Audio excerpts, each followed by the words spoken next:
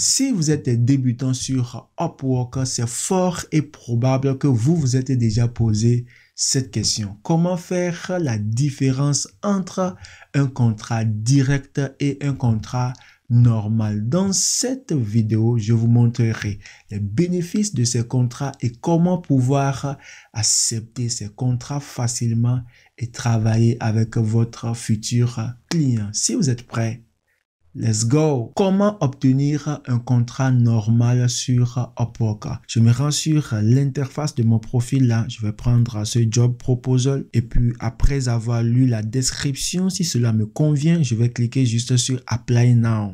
Et là, je peux soumettre ma proposition. Donc, il me faut juste remplir les différents formulaires-ci. Et après avoir rempli, je descends en bas et puis je clique sur Send. Donc, après avoir envoyé ma proposition, c'est elle qui s'affichera chez le client. Et donc, je ne suis pas la seule personne à soumettre à ce job-là, étant donné que c'est un job qui est visible pour tous les freelancers sur la plateforme Upwork. Et du coup, le client recevra plusieurs propositions. Donc, il lui revient de choisir la proposition qui lui convient.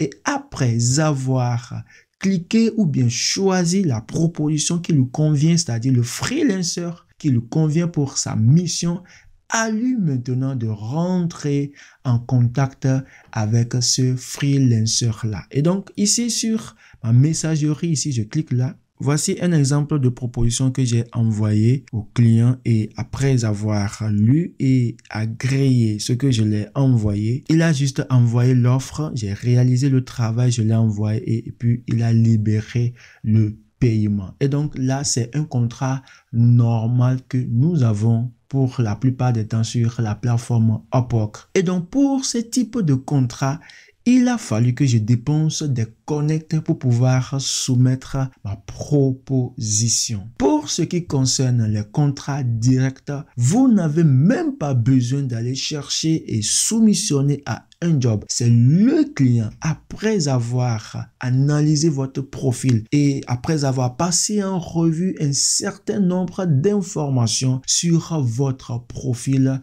viendra humblement vous envoyer un message et envoyer la proposition d'offre. Comme c'est le cas de ce monsieur qui m'a envoyé ce message, voilà, je clique là, nous allons voir ensemble. Je descends juste en bas et puis voilà les fichiers qu'il a envoyés sur lesquels je vais travailler. Et puis, vous allez voir ici, Review and accept this offer to start working now. On me demande ici de passer en revue et accepter le contrat. Alors, je vais cliquer dessus et nous allons voir juste après. Il est écrit ici, Kojo, you received an offer. Review the contract terms for your fixed price offer from...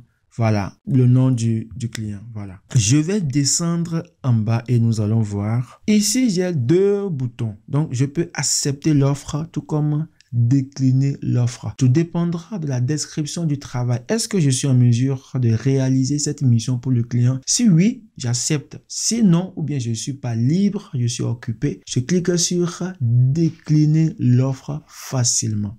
Et donc, on me donne ce pop-up là. Je peux renseigner un message ici et là. Il est bien mentionné que c'est optionnel. Du coup, je descends en bas ici, je vais agréer, accepter les termes de la plateforme.